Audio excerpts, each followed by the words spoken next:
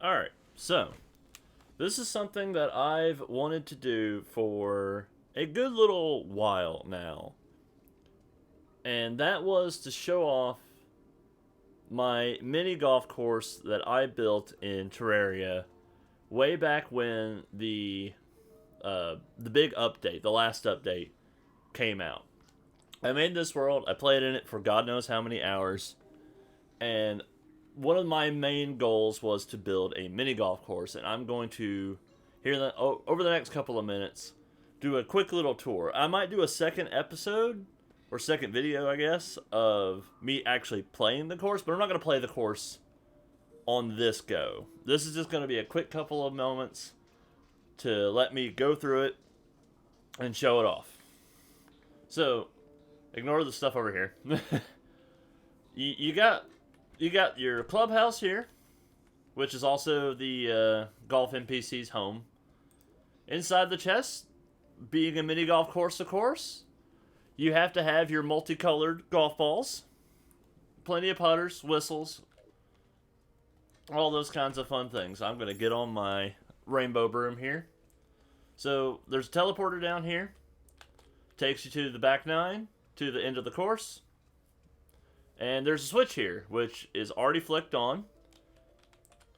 And you'll see here shortly. So we got our rules. Every hole, I'll hover over it for a minute. Got our rules. Only can use the putter, etc. of those natures. Got our par. Hole 1, every hole has a name. So hole 1, just this little slope.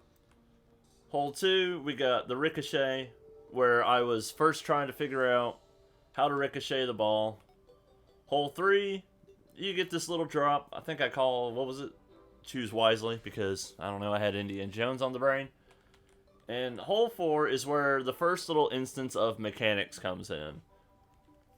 And I spent, I don't want to know how many hours learning how to do the mechanics of Terraria.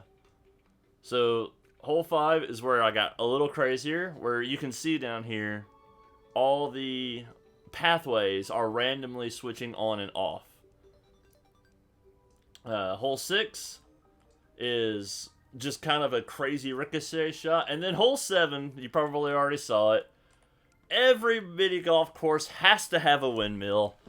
Oop. I figured out how to get a windmill to operate in Terraria. And I'm incredibly proud of this thing, I have to say. So, hole 8 was where I tried to figure out how to start getting the ball to go up hills instead of down hills. And then hole 9, Golfinko, a play on pachinko. You shoot the ball in, it ricochets all around, and as you can see, each torch represents how many strokes the ball is. Now, after the front 9, you have a nice little clubhouse to get refreshments, even booze. You can go to the bathroom or teleport yourself back with the teleporter if you only want to play the front 9.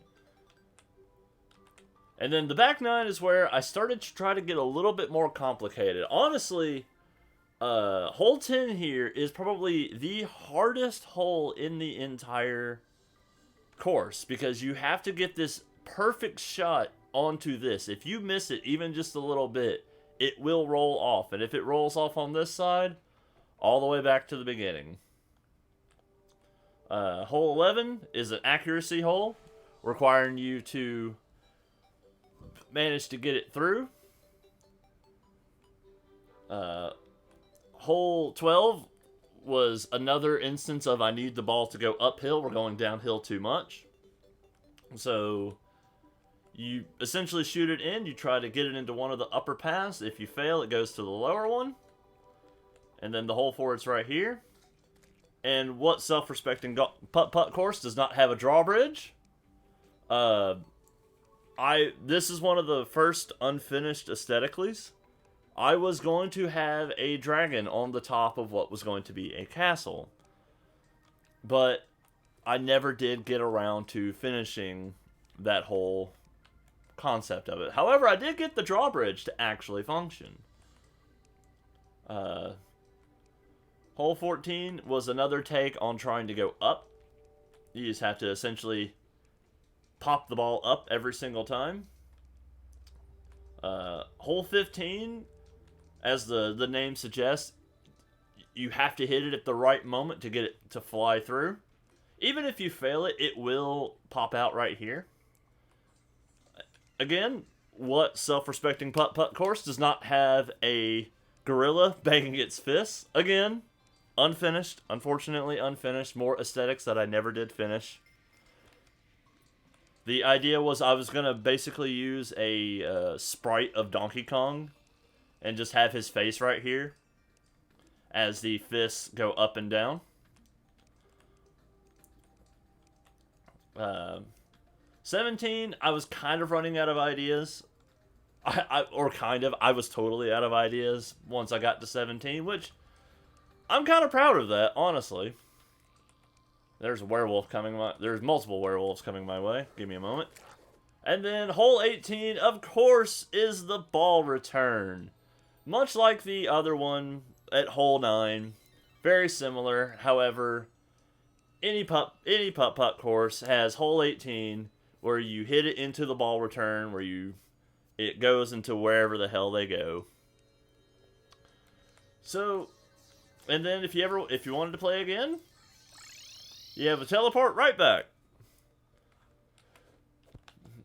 Oh, and these right here are actually sensors to control the lights. You can actually see, now that it's dark, that the lights have automatically cut on. I didn't really want them to be right there per se, but again, much of the aesthetics of the course were not actually finished. So that's the quick tour. This took a lot longer than I honestly thought it would.